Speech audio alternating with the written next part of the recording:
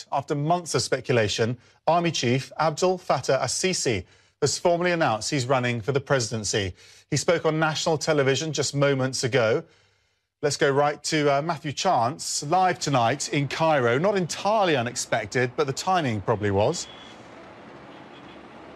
Yeah, widely anticipated, Max, this announcement that General Sisi, as he was, Mr. Sisi as he is now, is resigning his commission from the army. He was the head of the army, he was also defence minister, but to stand as president in the Egyptian elections, you have to be a civilian, and even though the date hasn't been announced for that, it's expected to be announced on Sunday, and so the timing is absolutely key. He kicked off his campaign unofficially. He said he wasn't going to spell out his exact platform until the campaigning officially got underway. But he said, look, you know, I've been a soldier for the state for so many years. I'm going to continue to be, in his words, a soldier for the people. He spoke about various issues that affect ordinary Egyptians. He spoke about the healthcare problem in the country. He spoke about unemployment, said that Egyptians deserve better. But crucially, he also spoke about terrorism. He said he will work for an Egypt that is free of terrorism. That's significant because General Sisi has been the military figure that has overseen a sharp crackdown on the Muslim Brotherhood. It's been designated a terrorist organisation.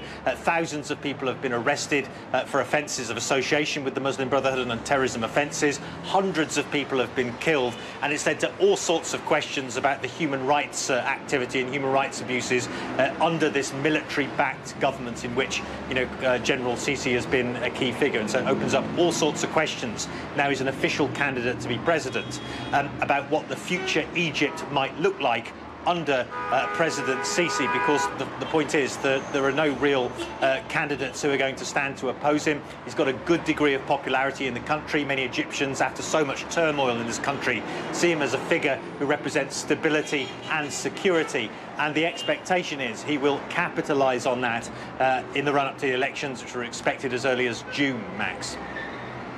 Matthew, stay with us, because we're just going to find out a bit more about the man himself. He is very popular in Egypt after he deposed Mohamed Morsi as president and led a crackdown against the Muslim Brotherhood, and others have concerns about his commitment to democracy. Reza Sayed takes a closer look.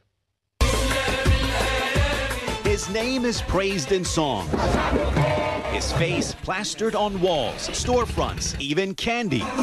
Sometimes it's next to women's underwear. Sometimes it's on it.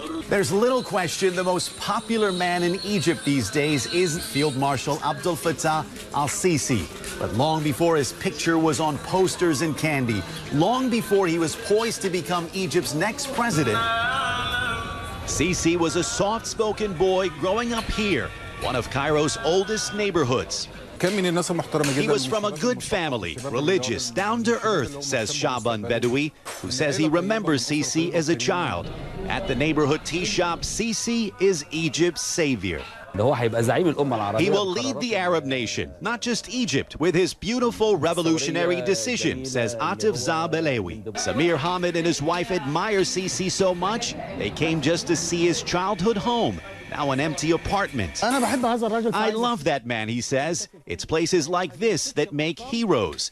Sisi's instant rise to fame came last July when he personally announced the ouster of former President Mohamed Morsi, sparking wild celebrations by millions who wanted Morsi gone. That's the man we need now. Retired Army General Sameh Saif El-Yazil says by running for the presidency, Sisi is following the will of the people. He said, if the people is asking for that, it's a duty. But not every Egyptian is cheering for a Sisi presidency.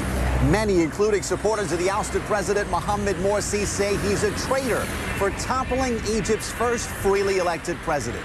Sisi has also been a key force behind what rights groups describe as a deadly crackdown against dissent that has killed more than 1,000 protesters and put thousands more in jail, including journalists and secular activists. In 2011, Sisi drew sharp condemnation from rights groups when he defended the army's use of virginity tests on women detainees. They were done to protect girls from rape and soldiers from false accusations, he told state media. Pro-democracy activists fear a Sisi presidency would signal a dangerous return to a state dominated by the army. We will not support a military personality in the presidential elections, Egypt's April 6 movement said in a statement. In January 2011, we demanded a civilian democratic state. Are you concerned about him delivering the democracy many Egyptians fought for in 2011? There is no choice. We have to go forward in the democratic way. For Egypt's most popular man, the test begins on election day, with the future of post-revolution Egypt at stake. Reza Sayah, CNN, Cairo. Question is, Matthew, will he have the support of the international community, which has been so shocked by these recent death sentences that have been dished out over the last couple of days?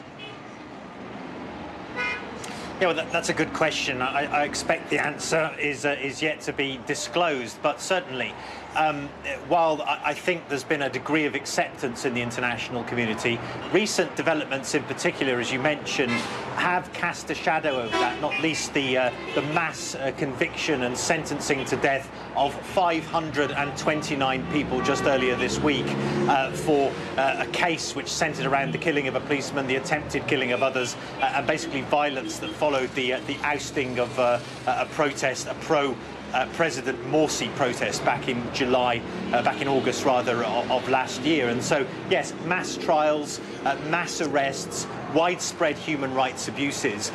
This is what many human rights observers say is what Egypt will look like under President Sisi. And so there's a great deal of concern about what the international community is going to do about that. There's been criticism, the State Department saying it was alarmed and shocked at the recent mass death sentences, but it doesn't seem to be having an effect, an impact at this stage on the popularity of this figure who, as I say, many Egyptians see as representative of security and stability after so much turmoil in their country, Max.